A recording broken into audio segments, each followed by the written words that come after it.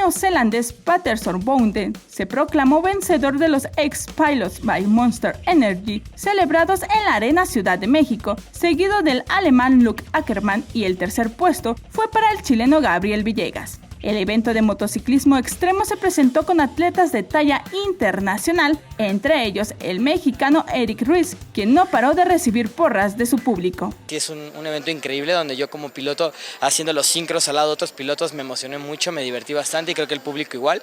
Entonces muchas gracias por venir, espero lo hayan disfrutado.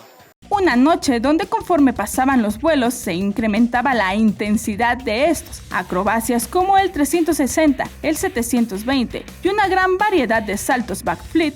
Además del California Roll, el Vault y los Body Varials, pudieron observar los miles de asistentes que se dieron cita en el recinto. En una especie de medio tiempo, el colombiano Julián González, de tan solo 10 años, al lado del mexicano Raúl Falomir, dieron una demostración de diferentes acrobacias en pista, seguidos del Synchro Fest, donde todos los pilotos ex-pilots al mismo tiempo volaron por los aires de la Ciudad de México.